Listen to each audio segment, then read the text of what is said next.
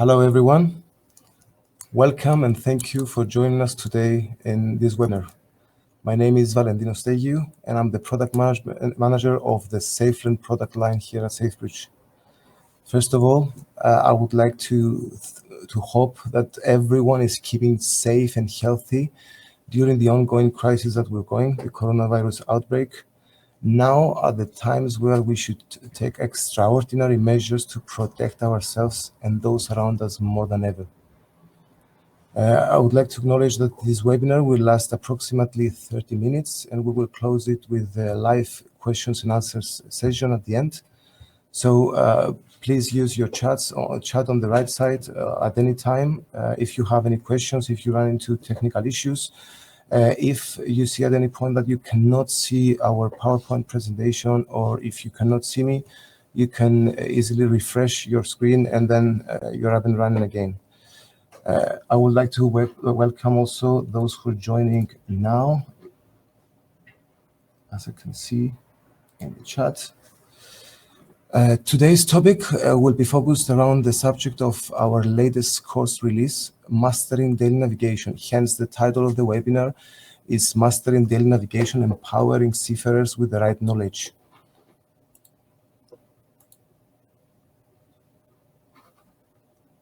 Now, in this webinar, you will learn how the latest technologies impact the ability of watchkeeping officers to practice key navigational concepts.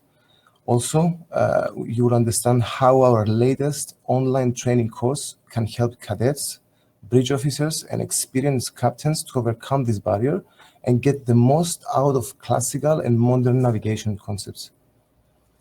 Next, we will be joined by my colleague, Mr. Marvin Bielek, who is an experienced nautical instructor who played a significant role in developing our course. He will join us to answer any course-related questions that you may have. Now, first, this is vital to explore and evaluate the current situation. We are running into a generation of seafarers that trust the screen.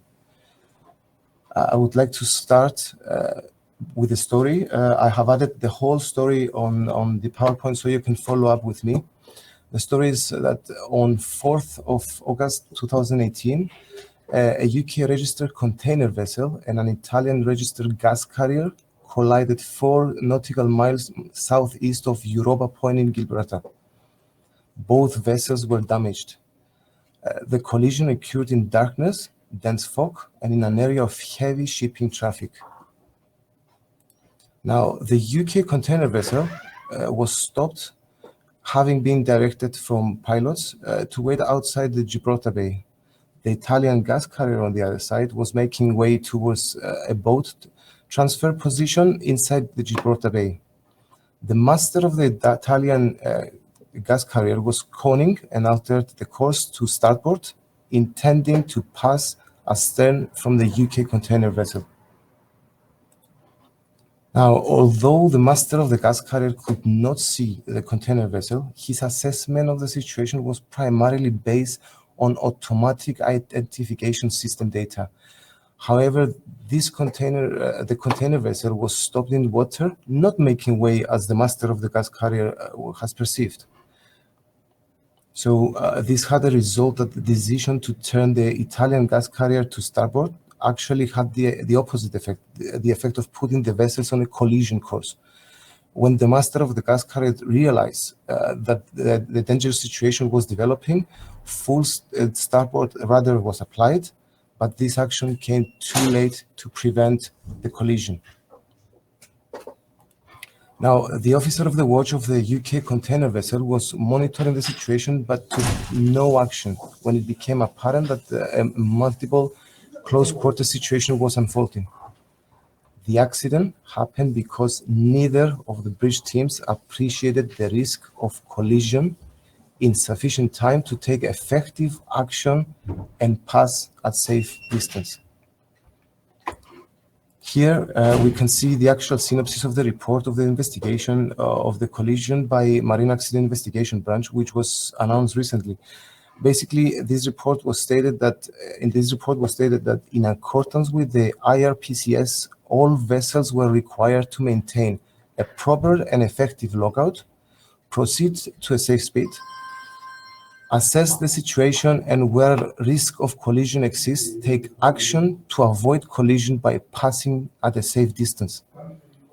A safe speed is one where a vessel can take proper and effective action to avoid collision and be stopped within a distance appropriate to the prevailing circumstances and conditions.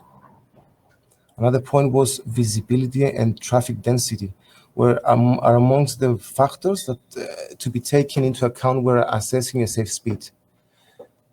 Action taken to avoid a collision should result in a passing at a safe distance. This regulation applies in all conditions of visibility. With sufficient sea room, an alteration of course alone may be sufficient. If not, vessels should slow down or even stop if necessary. Now, this was just an example which can be followed by a number of similar cases. In another report in the UK Marine's Accident Investigation branch has stated that a number of accidents involving cargo vessels, tankers, and passenger ships that have grounded or collided happened while the officer of the watch was over-reliant on technology and basic principles have not been addressed. Now, it became clear from obvious accident reports that deck officers must ensure they are not distracted or are too dependent on radar, FTs, AIS information, or other machines on board, something that could prevent groundings and collisions. Officers of the watch are increasingly hooked from the convenience and easy presentation of data brought by modern technology on board ships. Of course, we acknowledge that it is a positive consequence that the workload of the seafarers have been reduced and the safety on ships has been improved. However, human errors based on over-reliance and dependency on the onboard equipment contribute to significant risks in shipping. I would like to repeat that human errors based on over-reliance and dependency on the onboard equipment contribute to significant risks in shipping. While the technology is advancing more than ever before, and while new equipment and facilities are introduced frequently, making navigation easier and more secure, critical thinking and in-depth knowledge of the principles are fading amongst professional seafarers. So I see vital that we ask these two questions. The questions I want to ask is, how do we prevent the misuse or absence of basic principles on the everyday operations of the modern day seafarer? And also, how do we equip seafarers with the right skills that will enhance critical thinking and improve in-depth knowledge of the basic principles that have driven ancient navigation to the modern day shipping as we know it today? First of all, to answer those questions, we need to understand the modern day seafarer. Each generation, as we know, develops values based on events that happen while they were growing up. In the AGCS Safety and Shipping Review of 2019, it was stated that today we have a generation of seafarers that have grown up trusting what they see on screen. Today's seafarers have a different attention span, different expectations. They are used to absorb information in a different way. The method of learning by reciting tons of information is not the solution anymore. Our generation functions and learns using more senses and attributes than any previous generation up to date. If we try to teach by just providing information in the traditional sense of teaching, we are creating a gap between theory and practice through multiple directions. Now, let's explore two scenarios in order to give you also more of a perspective. Imagine that you learn the theory of the lines and coordinates of the Earth's surface and never use this knowledge afterwards, as all calculations are being done by the technology on board. Will you be able to remember this knowledge when the critical situation occurs on board? And now imagine a different scenario that you're learning the theory of lines and coordinates of the surface in line with real life scenarios at sea, and you practice them with interactive exercises while being in a simulated ship. In this case, would you be able to apply your knowledge when the reliance of the machines on board is critical? This was just an example of how different teaching methodology can create new and different skills. More importantly, we need to engage different mediums in teaching in order to be able to offer professionalized, personalized training and education. Now we're talking about personalized training methods. Isn't it logical that the methods we use to educate seafarers have to evolve together with the evolving on-board environment? I would say yes. When we say personalized education, we mean the second step towards the touchdown of educational revolution after enriching and evolving the training methodologies of the past. In your screen now, you see some of the methodologies like video production, gamification, multi-directional choice learning, which are some of the methods that will give us a really good opportunity to create training that is personalized absolutely to the individual learner. Those are the methods that everyone is talking about at conferences and seminars as the answers to start closing the gap between knowledge, compliance, and competence. As Mr. Lloyd said, the CEO of Nautical Institute, there are some huge opportunities which we will need to grasp. The personalized training can be also addressed through e-learning, giving seafarers an option to customize their learning environment, remote accessibility to the training material, the option for them to learn by reading or watching a video or listening to an audio, and even choosing their learning path by skipping the topics of the course they already know and they don't want to hear again.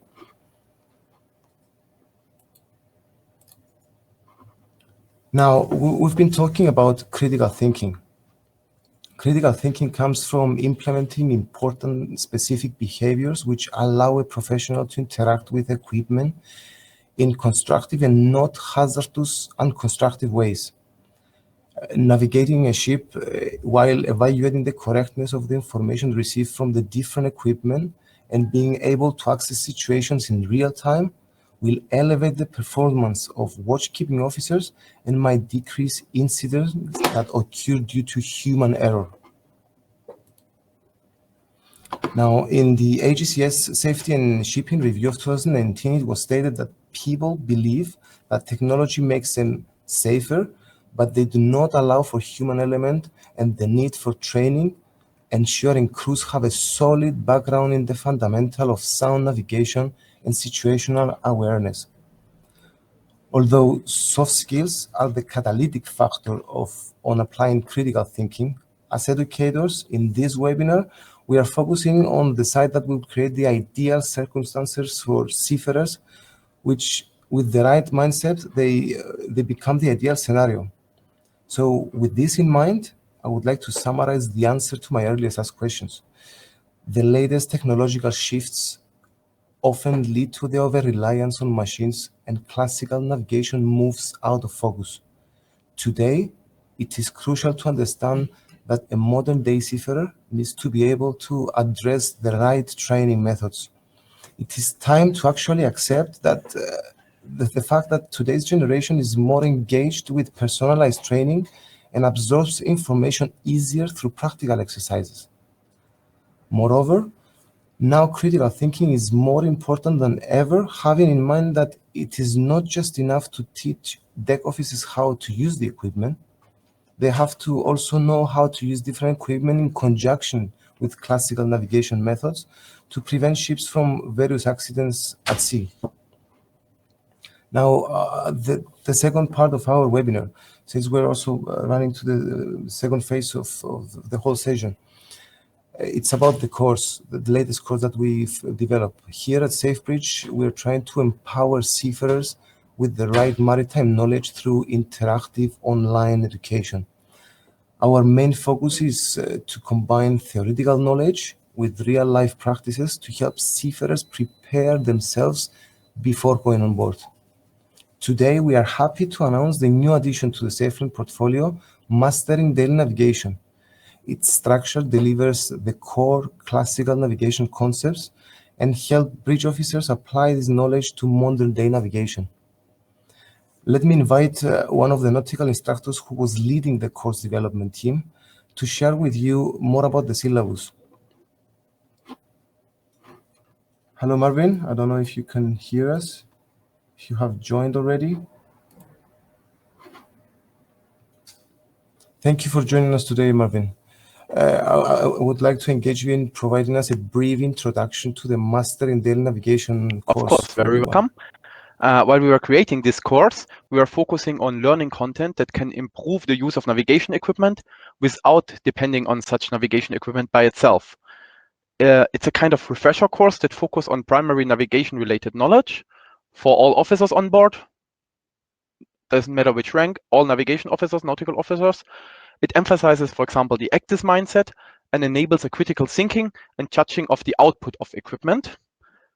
Because every officer, even if they are using the modern equipment, and definitely they should, they need to be able to understand what information does the equipment provide and how reliable is this information. When we developed this course, we had the privilege of working closely with Professor Becker-Heinz, who helped us to enhance the science behind all of these navigational calculations. And he gave us his experienced view. I'll give you a second to read the quote from him.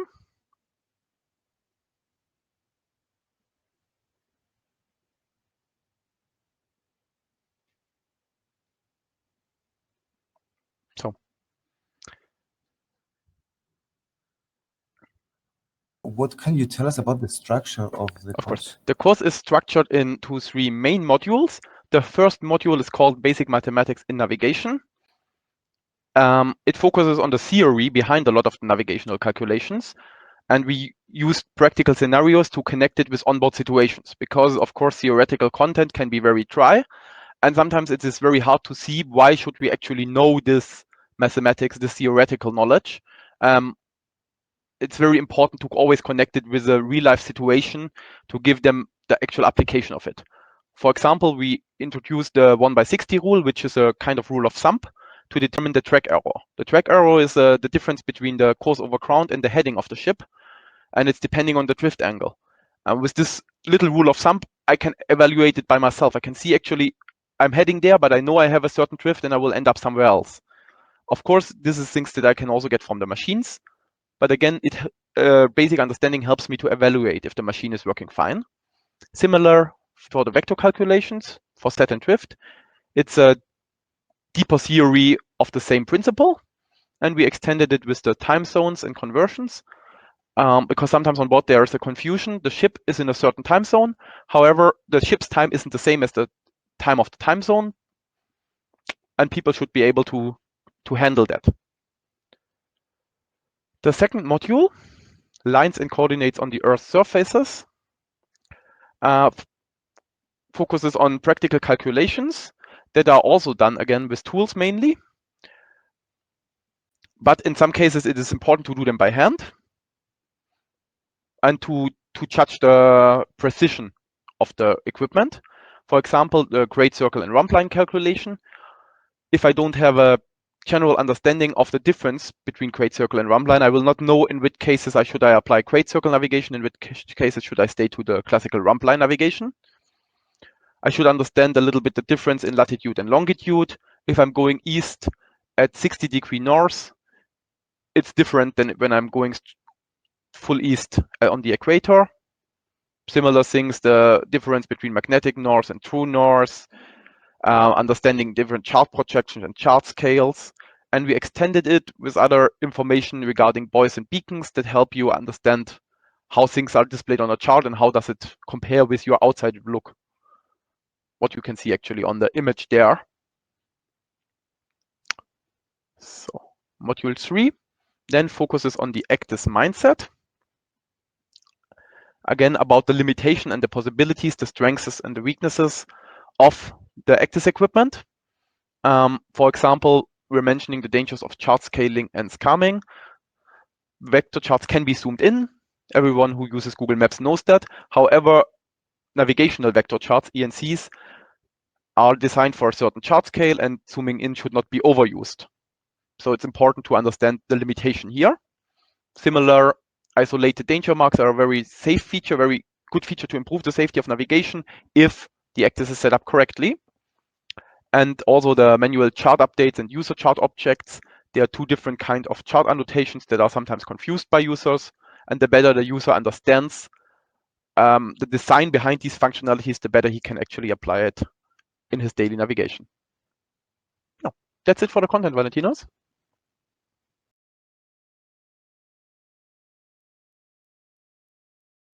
As the course covers a lot of navigation-related topics, we have also uploaded the course syllabus for you to download. You can navigate to the handouts tab on the top of the chat and download any material that we will upload for you. I would like to add also an important point that the distinctive element of the methodology of the course are the real-life scenarios that we have used to present each of the units. The combination of high-quality videos, movies, and audio are having a significant impact on the effectiveness of their learning process for any user of any background or experience, thus any rank on board. This course is ideal for cadets who want to combine theoretical knowledge with the practice of real-life scenarios, officers who want to refresh the knowledge that they have received when acquiring their certificates of competence, and even experienced captains who want to have the opportunity to get a fresh view on how to combine traditional navigation methods with the modern day technology on board. All these elements add to a smooth and safe way of navigating on board, and this knowledge will be accessible to seafarers anytime. At this stage, I would like to thank everyone for listening, and now it's time to hear from you. So please feel free to ask any questions related to the webinar or course-specific questions, which myself and Marvin will be very happy to hear and answer.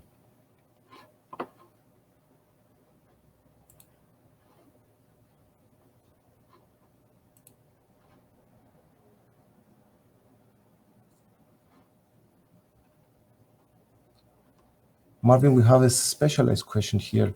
Our friend Leonid asks the speed of this digitalization of any equipment and methods on board the vessels grows every day, but it's good only from one side, in my opinion.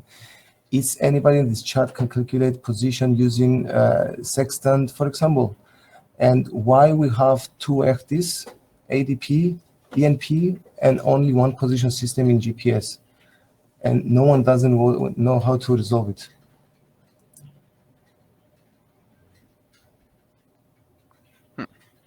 Marvin, we cannot hear you. I think you have muted your microphone.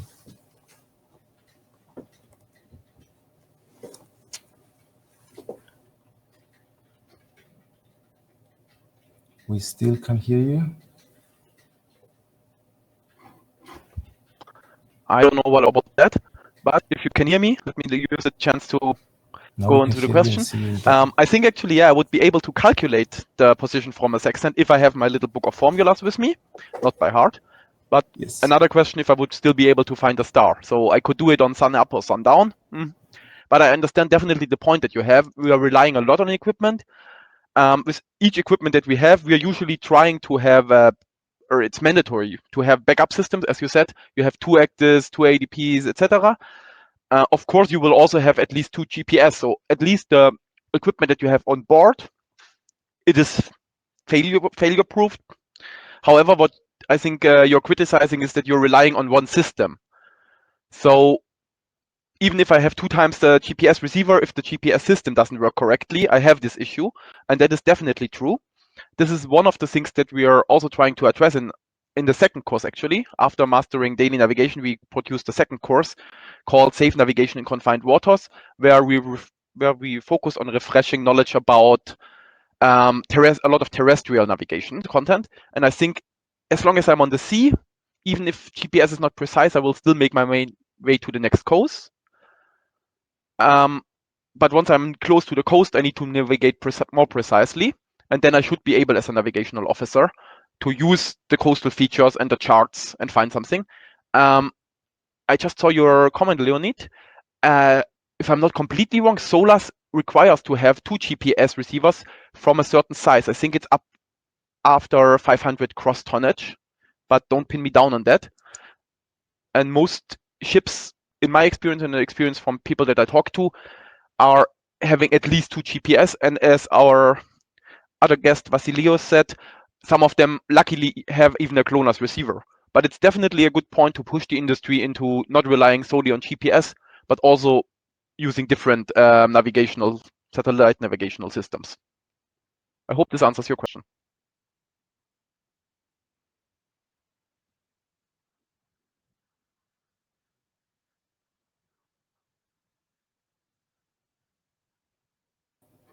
Thank you, Marvin. Thank you, Leonid, for the question. We have another question here from Jack. Hello, Jack. Hello, and thank you for your presentation. I'm representing one ship management company and wanted to ask about the ability to train 50 to 100 seafarers. Do you offer any discount for businesses? The quick answer will be yes. We have volume package discounts that combine different courses or for one course. But to get more information and to get specialized information, our sales experts will be able to communicate with you after the end of the webinar. For those who want, this is a point also to say that SafeBridge is launching today a Be Safe campaign, where we contribute courses worth $100,000 to the maritime industry. Therefore, you can claim your free courses through our landing page, and our sales experts will be in touch with you after the webinar for this reason. So you can claim you be the first one to claim your free courses. I hope that answers your question, Jack.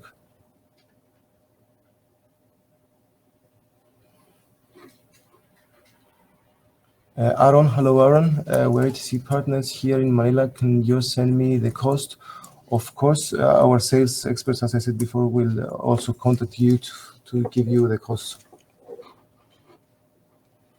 Is the course available as a SCORM to upload in our in-house LMS? Hello, Banayotis.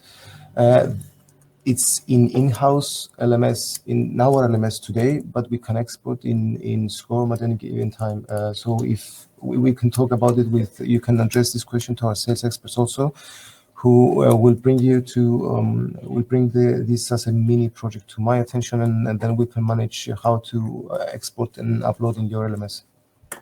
I hope that's answering your question. Now I have a question from Maria. How this course is different from your previous courses, and what is included in the program? Now, as we said before, the difference of this course is that it's addressing all ranks, from cadets to experienced captains. The difference is also the methodology that we are using. It's a more interactive course. Most of the courses that we produce until today, they have been kind of obligatory subjects, where this one is free for everyone to use. Now, in what is included in the program, it's the duration of the course is 3 months, so you have 3 months access to the whole course and its interactive exercises. We offer always 24/7 support assistance, which includes also content-related questions such as the ones you're doing today. And you have also even the chance to separate the e-exercises, which are electronic exercise books, to assess yourself at any given time. I hope that that is answering your question, Maria. Hello, Dimitris. What is the duration of the course? As I said before, the duration of the course that is available to you, it's 3 months. If you're asking about the duration of the course in terms of time of the course, it's maximum 2 hours, depending on the speed that you will undertake the course with the test. I hope that answers your question. Is the course available from SafeBridge? Course involved? Hello, Mohammed. Course involved. It is available from SafeBridge. You can find it at shop.safebridge.net. And the cost involved just for a single course is €60. But as I said before, our sales experts will explain you the different ways to run the course. Now, for individuals and companies, based on our Be Safe campaign that we're launching based on the coronavirus outbreak, the contribution that we do, when our sales experts communicate with you, you can get it for free today. I hope that's answering your question. I don't see other questions on the board. We are open for more questions, to answer more of your questions.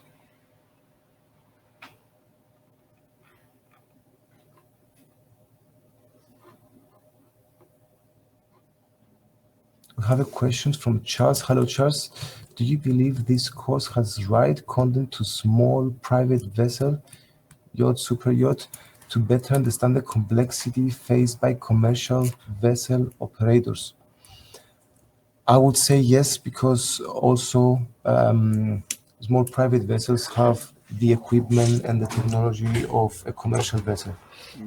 Now, in Can you hear me? difference of tonnage and the sizes, Perfect. I think Marvin can also help. I definitely think it has its value for yachts too. Even if it's a small yacht and Yes. it uses a chart plotter instead of an ACDIS, the navigational equipment behind is the same. You're still using GPS, etc. And most yachts, especially if they're used commercially, they definitely have an ACDIS. So most of the content is applicable there in the same way. Regarding to the tonnage, I think since it's a passenger vessel, usually the tonnage doesn't matter much, since they have, even on the smallest passenger vessels, more strict requirements than for bigger cargo ships. So definitely applicable.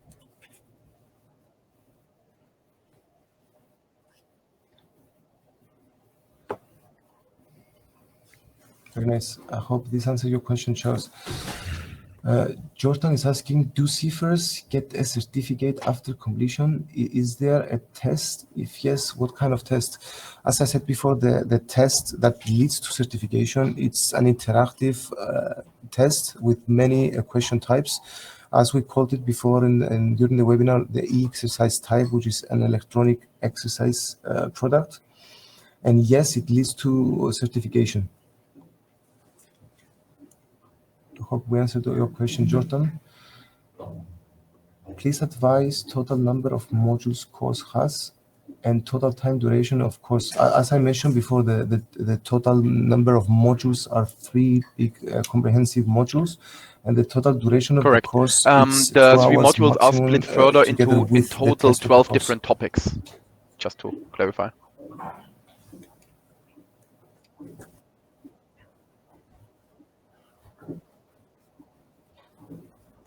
Yes, yes. And I think we have more than correct. 30, in total, it's 37 instructional videos and 12 different scenarios, one scenario for each topic, right? Including and an additional resolution at the end. Yes. Yes. Yes. Yes. I saw a new question from Dimitris popping out, if we can use this as a refresher for experienced masters as well. And the answer is yes, because it is a refresher of the basic knowledge and principles that acquired a long time ago. Not sure if you have any other questions. We have more minutes to answer more of your questions. Aaron is asking, do you conduct free trial training for this course? Same with SafeMetrics that we have. Of course, Aaron, we can give you a demo course. I guess you're talking about demo courses, which of course doesn't lead to certification, but it's a demo course. Of course, yes. What do you think about unmanned vessels? Are we ready to start use these vessels, especially in part of Colrec? I can fully agree with you, Valentino. My colleague Marvin is smiling. I personally speaking now would say we are not ready yet, but we're getting at there. least not on a bigger scale, and at least not in regards to the Colrec. So in regards where unmanned vessels meet other vessels, I think it's the same situation that we actually have with unmanned cars. They are working quite fine on certain test tracks. They might even work fine on a good normal road if you don't have human traffic, and it's definitely the same with the ships for now. So far as I know, there are already test trials for unmanned vessels. For example, I think in Sweden or Norway, along the coasts at regions that don't have any, or at least not much, normal traffic. But to imagine an unmanned vessel going through the Strait of Dover right now, I think none of us could. Definitely we are on the way there. At what time and how exactly unmanned vessels will be realized is still something that I think nobody can fully foresee yet.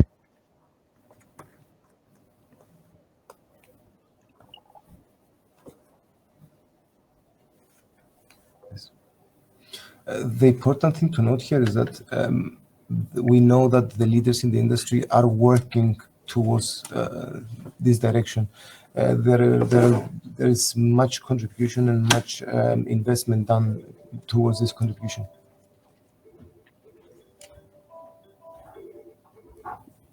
We have a question from Mazen. Hello, Mazen. The ship's technological systems is modernizing a high level of technology in the marine navigational equipment field, engine room control equipment field, cargo control systems, ship's ballast systems, and ship's stability control systems is initialized in many types of ships. This may decrease the skill level, knowledge, strategies, because some of the operators rely and overconfidence to the accuracy and the efficiency of the technological systems, other than consider, example, the navigation. This is exactly that was the triggering point of creating this course, because we saw this gap, the over reliance. Of course, technology nowadays it's progressing even on existing systems, not only introducing new systems in order to address this over reliance. However, if we don't have the critical thinking and if we don't have the in-depth knowledge transferred to the seafarer, we will be missing. We will be missing of important knowledge from seafarers, and the risk to the maritime industry for accidents it's massive.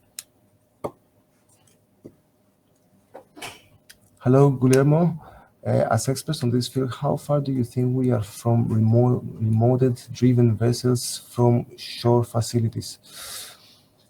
Although we are experts in educational technology, we are not experts in how far the vessels will be changing into this direction. However, as I said before, there's significant investment done on this side. I don't think we're too far away, to be honest. It's not tomorrow, but I don't think we're too far away.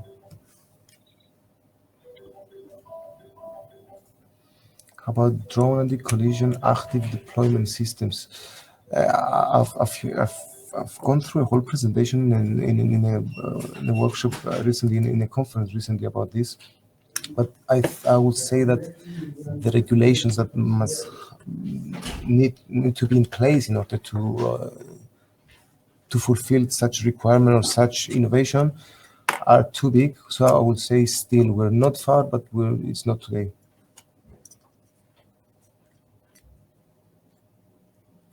As then said, the decision-making process will be limited to the system's information reports, other than to combine the skills and knowledge in the decision-making process to enhance the maritime safety. Definitely an issue that basically this is the issue of over-reliance, that you are just getting the result, let's say, from a machine, and you're following the result.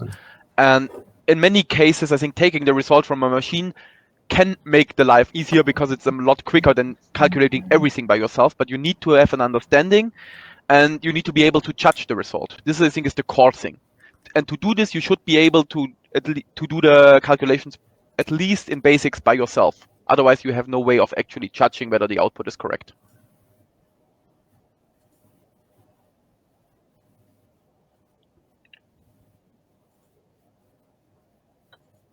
Exactly. We have another question which says, one query, is the learning material same for cadet rank and master rank? How do you change the level based on their competency level? In this first course of the series, we don't distinguish the competency level. It's a generic, in-depth refresher of the basic principles. As Marvin mentioned before we started, we are also launching next month the second course of the series, and then it will lead to more. And based on the feedback that we will get from users, this is where we're going to go to customize learning. I mean, one course that will have learning paths, which you take the learning path based on your rank. or your knowledge. I hope this answers your question, Danish.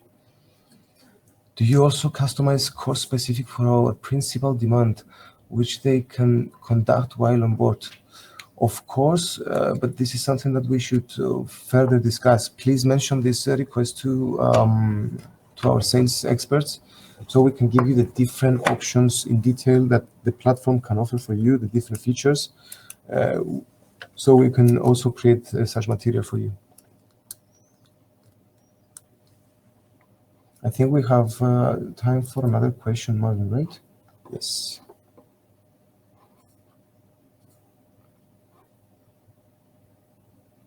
I don't see any other question. So I would like to also to repeat that we launched today this Be Safe campaign to contribute to the maritime industry due to the coronavirus that we're going through. Therefore, please claim your courses through our landing page or through the sales experts that will be in touch with you after the webinar, so they can guide you. You can also see how you can claim your free license on the bottom of your screen. So this is a place where you can download. If we have no further questions, I would like to close this session. Thank you to everyone that joined us.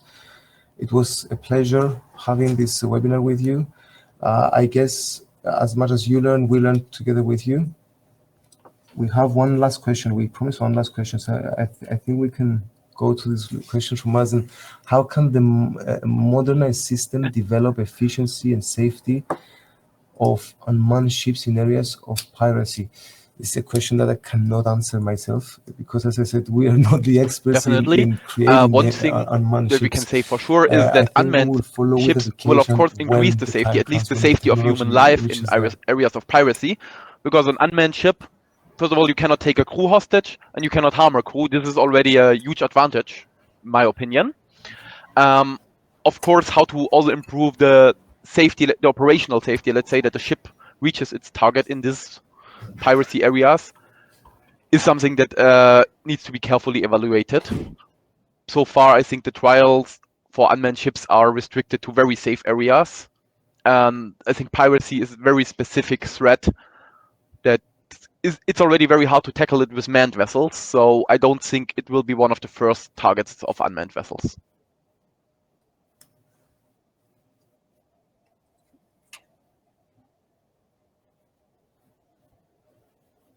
Yes.